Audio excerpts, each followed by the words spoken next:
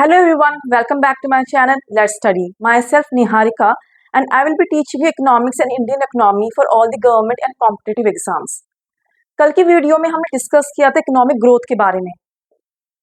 जैसा हमने डिस्कस किया था कि इकोनॉमिक ग्रोथ का मतलब क्या होता है कि increase in the value of production over a long period of time is the economic growth, जिसमें कवर होती है real GDP plus real per capita income. Second definition of economic growth can be persistent increase in the real GDP and real per capita income is the economic growth. इसको हम आगे discuss करते हैं example के साथ। मैं कल का ही एग्जाम्पल ले रही हूँ, जैसे मैंने आपके साथ डिस्कस किया था। पहले जीडीपी को एक्सप्लेन करूंगी, फिर पीसीआई। पीसीआई इज पर कैपिटा इनकम, हम इसको डिस्कस करेंगे। एग्जाम्पल जो मैंने कल लिया था वही मैं रिपीट कर रही हूँ यहाँ पर कि 2019, year 2020 and 2021 quantity and price which we have discussed and take it out the GDP, same I am writing over here. In 2019, as you remember, GDP was 1000, 1100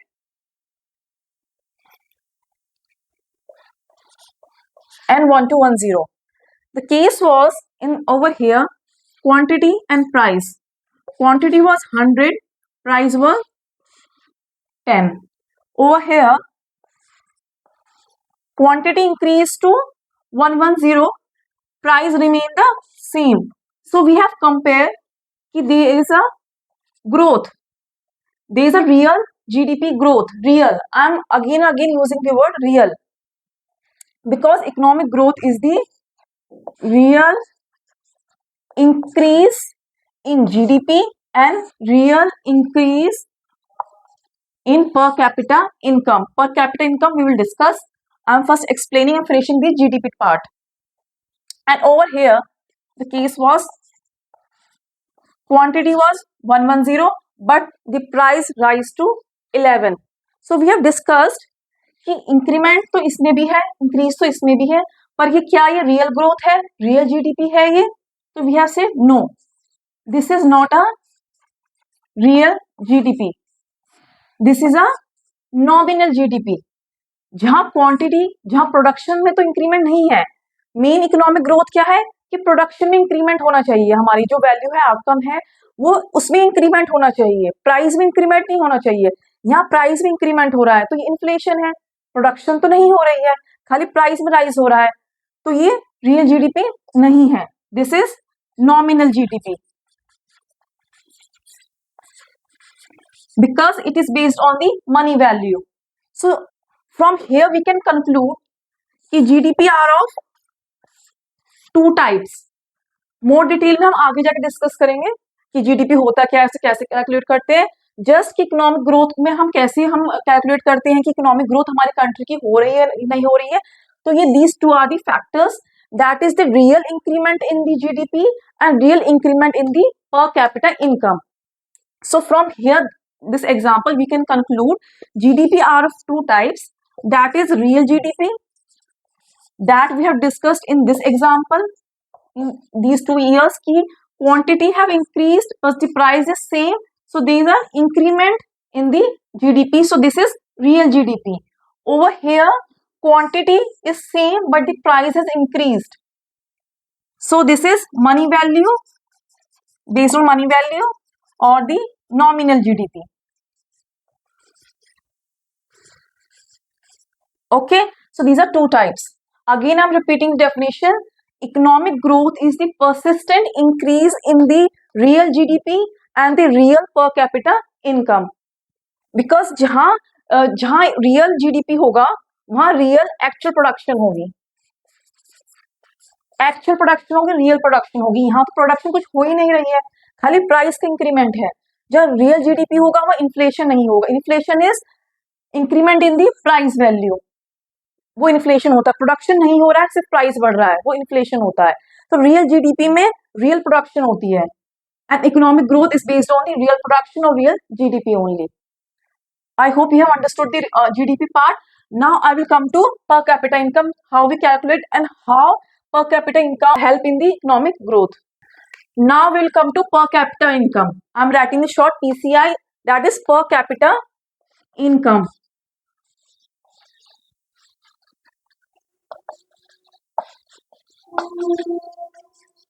Now how we will calculate the per capita income? हम per capita income कैसे निकालते हैं? Per capita income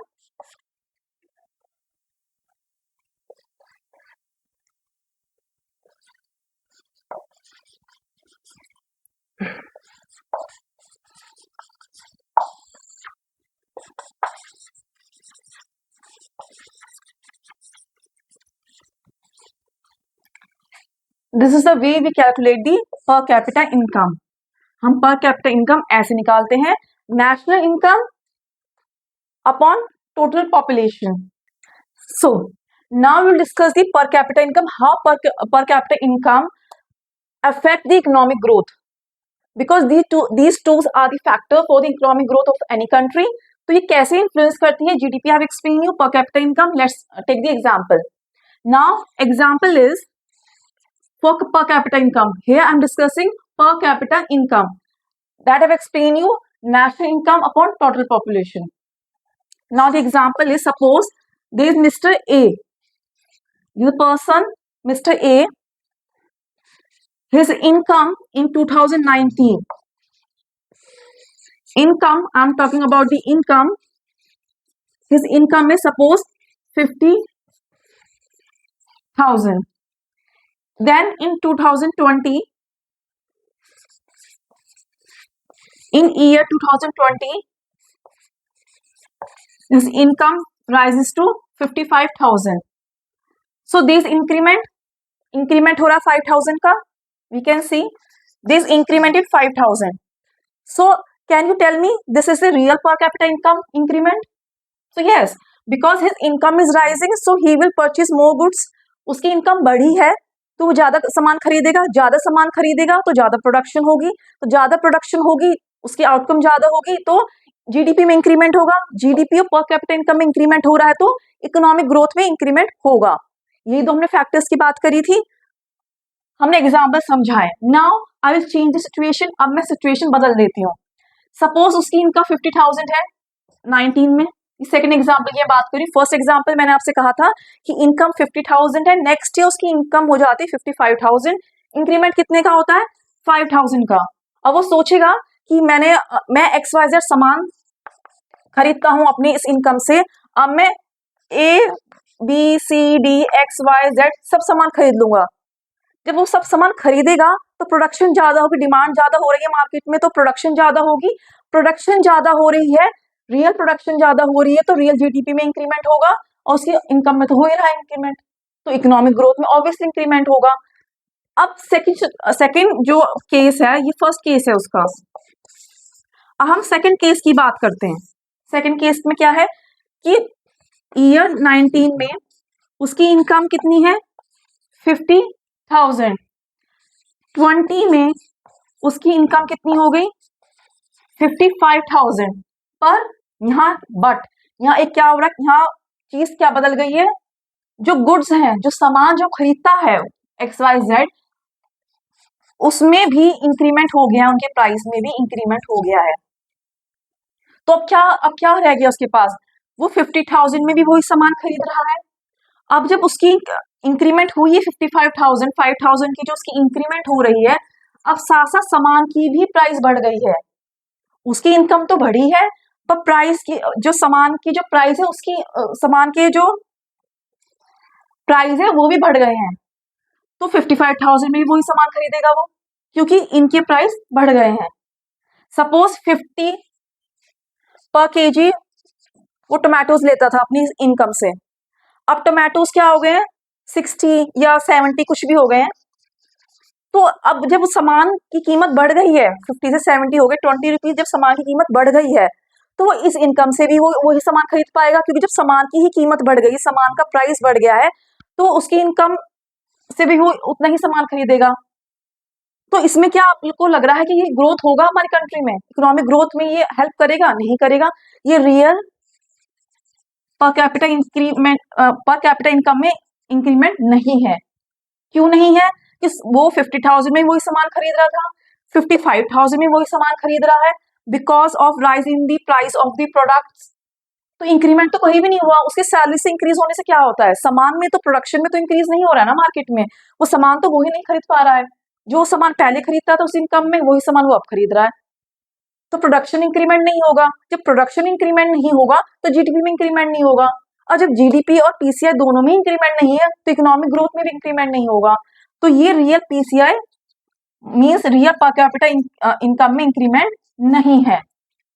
So we can conclude from all these examples कि economic growth means the increment in the increase in the real GDP. I'm using the word real in both the cases, real GDP and the real per capita income. Now we will discuss the economic development because these two are the topic, economic growth and economic development. हमने growth हमारा finish हो गया है, अब हम economic development की बात करते हैं, फिर उसके बाद हम दोनों में डिफरेंस देखेंगे, उन दोनों में डिफरेंस क्या है। तो चलिए इकोनॉमिक डेवलपमेंट स्टार्ट करते हैं।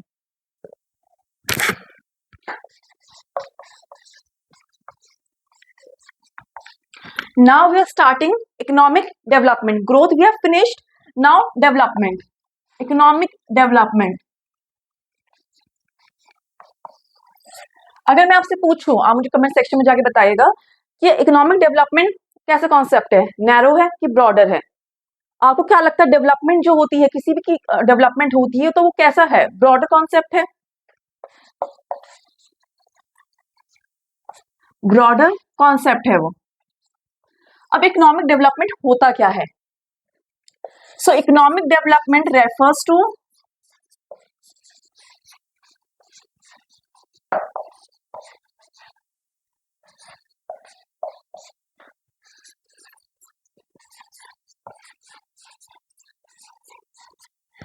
अब इकोनॉमिक डेवलपमेंट होता क्या है?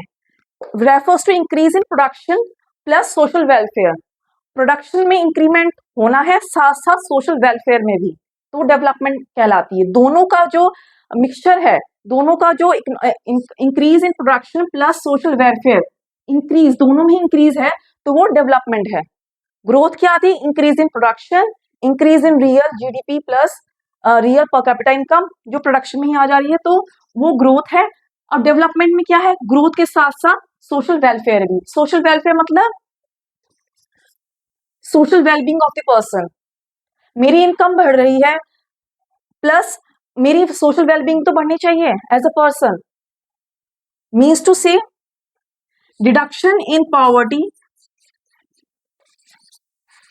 पॉवर्टी में तो रिडक्शन होना चाहिए, ऐसा तो नहीं कि इंक्रीज सब कुछ हो रहा है पर पॉवर्टी इतनी की उतनी है, तो डेवलपमेंट नहीं कहलाएगी। Reduction in poverty, increment in the level of education and health, ये भी तो जरूरी है। किसी कंट्री को आगे बढ़ने के लिए, किसी कंट्री को डेवलप और ग्रोथ करने के लिए प्रोडक्शन ग्रोथ भी जरूरी है, प्रोडक्शन में या जीडीपी या इनकम में, नेशनल इनकम में इंक्रीमेंट भी जरूरी है। साथ साथ उसमें रहने वाले जो लोग हैं, जब तक लोग ही सेटिस्फाई नहीं होंगे, सोशल वेलबींग उनकी पूरी नहीं होगी तो कैसे कंट्री, कोई कंट्री लोगों से ही तो बनती है। अगर लोग ही सेटिस्फाई नहीं होंगे तो डेवलपमेंट कैसे होगी किसी कंट्री की? तो अगर प्रोडक्शन हो रहा है, सब कुछ हो रहा है, ग्रोथ हो रही है, पर अगर हमारे लोग जो है, हमारे पीपल सराउंडिंग्स है, वो ही सेटिस्फाई नहीं है, उनकी जो जरूरतें वही पूरी नहीं हो रही हैं, लोग गरीबी में जी रहे हैं, एजुकेशन नहीं मिल रही है, डिस्क्रिमिनेशन हो रहा है, सब चीज हो रही है, तो डेवलपमेंट नहीं होगा। तो डेवलपमेंट का मतलब ही क्या? इकोनॉमिक डेवलपमेंट का मतलब क्या है कि इंक्रीमेंट तो होना ही चाहिए प्रोडक्शन में, साथ साथ सोशल वेलफेयर में भी इंक्रीमेंट या इंक्रीज होना चाहिए।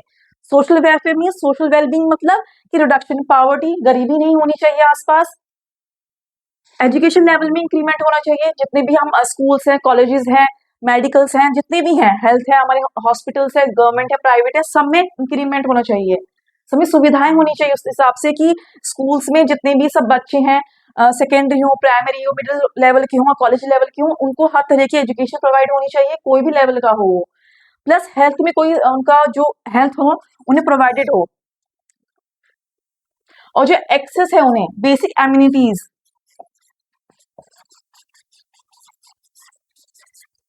बेसिक एम्यूनिटीज मतलब फूड, शेल्टर, उन्हें मिलना चाहिए, लोगों को मिलना चाहिए। लोग सेटिस्फाई होंगे तो जब तो डेवलपमेंट होगी।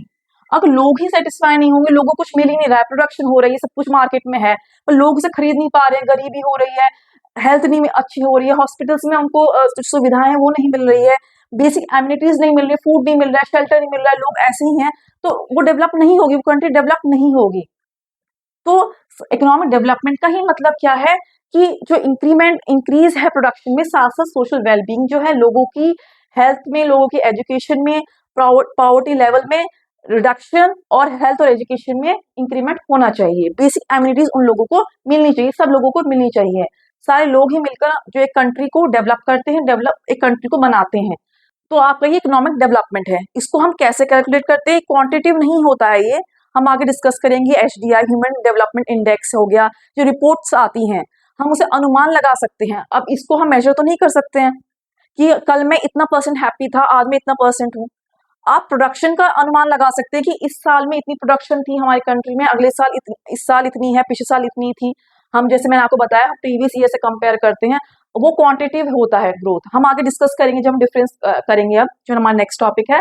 पर आप डेवलपमेंट को आप क्वांटिफाई नहीं कर सकते, मेजर नहीं कर सकते हैं कि कोई इतना गरीब था, वो इतना गरीब है, या कोई इतना खुश था, कोई इतना दुखी था, आज इतना इतना % खुश है, दुख है। थोड़ा बहुत रिपोर्ट्स आती हैं, जैसे आपने देखो हंगर रिपोर्ट आती है, वर्ल्ड हंगर रिपोर्ट आती है, ह्यूमन डेवलपमेंट इंडेक्स आता है, उसे हम अनुमान लगा सकते हैं, अप्रोक्सीमेटली लगा सकते हैं, पर वो पूरा नहीं होता। हम आगे जो नेक्स्ट टॉपिक है डिफरेंस, हम उसमें डिस्कस करेंगे इन दोनों में डिफरेंस क्या होता है। तो चलिए नेक्स्ट टॉपिक जो है हमारा इकोनॉमिक डेवलपमेंट, इकोनॉमिक ग्रोथ का डिफरेंस, वो स्टार्ट करते हैं। तो चलिए हमारा नेक्स्ट टॉपिक जो है difference between economic growth and economic development start करते हैं। डिफरेंस, मैं एक कॉलम बना रही हूँ इकोनॉमिक ग्रोथ का, next column is for economic development.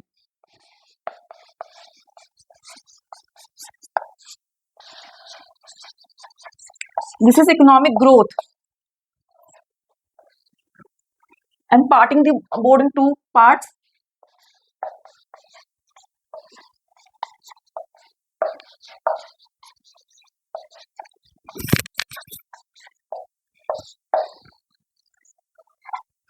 Now let's start the difference.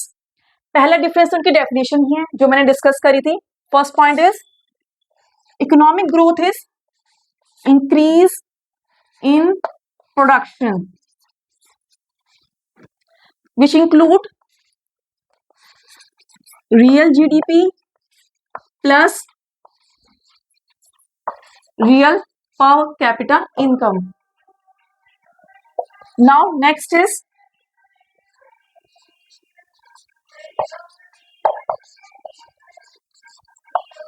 increase in production plus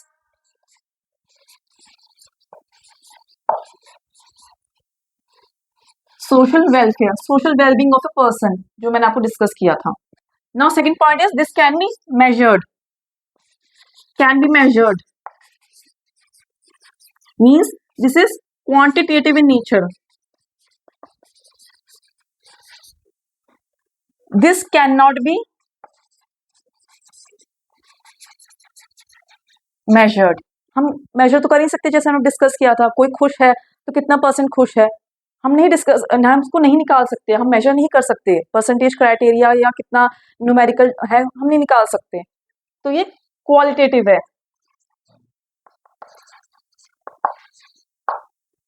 क्योंकि हम इसको मेजर नहीं कर सकते हैं, इसको हम मेजर कर सकते हैं, जैसे मैंने आपको निकाल के दिखाया था कि GDP और पर कैपिटा इनकम हमने निकाल के दिखाया था एग्जाम्पल के साथ, ठीक है। तो ये मेजर कर सकते हैं, हम इसको मेजर नहीं कर सकते हैं।